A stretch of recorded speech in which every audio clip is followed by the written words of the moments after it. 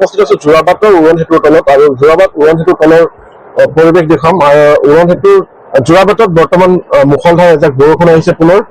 যোৱা নিশাৰ পৰা যি অভাৱনীয় পৰিস্থিতিৰ সৃষ্টি হৈছিল তাৰ পাছত পথ কিছু মুকলি হৈছে, যান বাহনসমূহ আহ যাহ কৰিছে। গুৱাহাটীৰ পৰা উজনি অভিমুখী বাহনসমূহ আহি আছে। তলৰ অংশৰে উৰণ সেতুৰ তলৰ অংশৰে এয়া দেখুৱাইছো, এয়া বাছ এখন আহিছে, গুৱাহাটীৰ পৰা উজনি অভিমুখে এই বাছখন গৈছে আৰু উৰণ সেতুৰ ওপৰ ভাগেৰেও বাহন চলাচল কৰিছে। কমাত পৰিৱেশ পৰিস্থিতি শান্ত হৈছে বা পৰিৱেশ আচলতে আহ যাহৰ ক্ষেত্ৰত কিছু শিথিল হৈছে, কিন্তু বৰ্তমান যোৰাবাটত এজাক মুষলধাৰ বৰষুণ আহিছে আৰু ইয়ে নিশ্চয়কৈ চিন্তিত কৰি তুলিছে এই পথেৰে ২৭ নং ৰাষ্ট্ৰীয় ঘাইপথেৰে অহা যোৱা কৰা পথচাৰীক।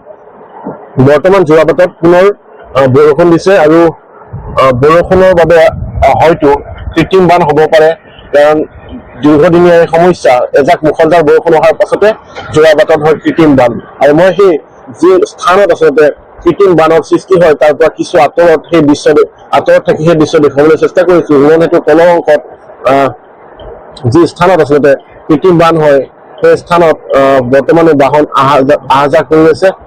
গুৱাহাটী অভিমুখৰ পৰা বাহনসমূহ আহিছে।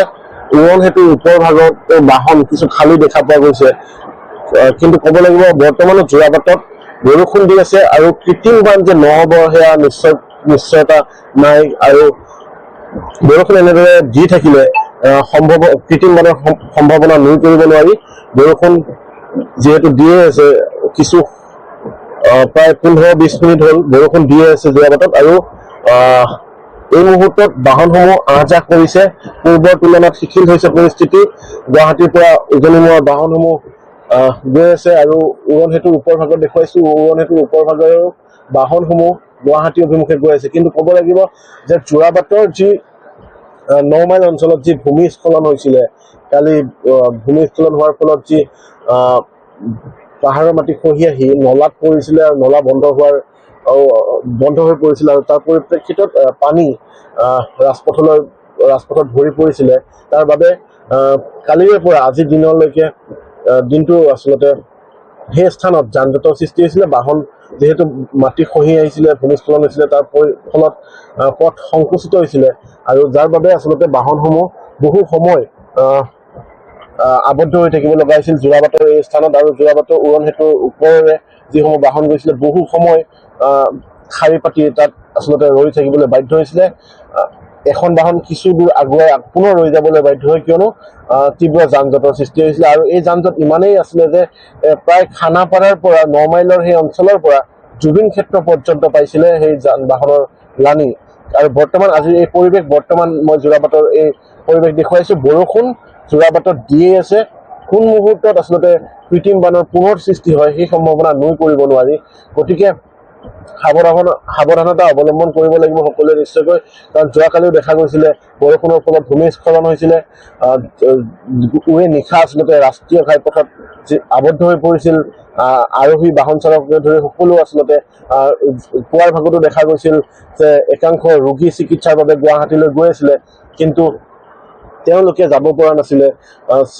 ডক্তৰৰ সৈতে এপইণ্টমেণ্ট লোৱা আছিলে, কিন্তু তেওঁলোকেও গুৱাহাটীলৈ যাবলৈ সক্ষম হোৱা নাছিলে। এয়া দেখুৱাইছো উৰণ সেতুৰ ওপৰেৰে বাহন গৈ আছে গুৱাহাটী অভিমুখে, আৰু উৰণ সেতুৰ তলৰ অংশতো কিছু পানী আছে, যাৰ বাবে আচলতে এনেদৰে বাহনসমূহ কিছু ৰৈ গৈছে বা কিছু বাহনে জোৰত যোৱাৰ ফলত পানী ছিটিকি পৰিছে। আমি উৰণ সেতুৰ এয়া দৃশ্য দেখুৱাইছো। উৰণ সেতুৰ ওপৰেৰে বাহনসমূহ চলাচল কৰিছে সমান্তৰালকৈ।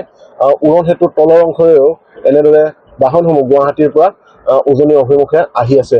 এয়া দেখুৱালো যোৰাবাটৰ পৰিস্থিতি। যোৰাবাটৰ বৰষুণ বৰ্তমানো দি আছে, সেয়েহে সাৱধানতা নিশ্চয় ল'ব লাগিব বা যথেষ্ট চিন্তিত হৈ পৰে যোৰাবাটৰ এই অংশ পাৰ হোৱাৰ বাবে। গুৱাহাটী মহানগৰী হওক বা মহানগৰীৰ পৰা উজনি অভিমুখীয়ে হওক বা উজনিৰ পৰা গুৱাহাটী অভিমুখীয়ে হওক, সকলো যাত্ৰীয়ে আচলতে চিন্তাত পৰে বা যোৰাবাটত কি পৰিস্থিতি হৈছে তাৰ বাবে। আৰু আমি বৰ্তমান নিউজ ১৮ অসম নৰ্থ ইষ্টৰ ডিজিটেল লাইভৰ জৰিয়তে এই দৃশ্য দেখুৱাইছো যোৰাবাটৰ কি পৰিস্থিতি। বৰ্তমান যোৰাবাটত বৰষুণ দি আছে, কিন্তু বাহনসমূহ আহ যাহ কৰি থাকিব পাৰিছে।